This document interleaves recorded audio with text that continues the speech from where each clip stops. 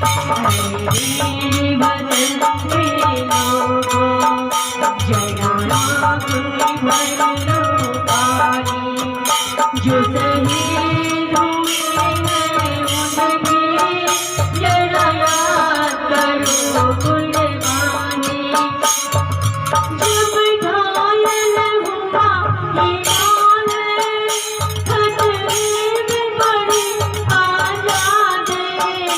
जब तक थी सांस लड़ी हो, जब तक थी सांस लड़ी हो, फिर अपने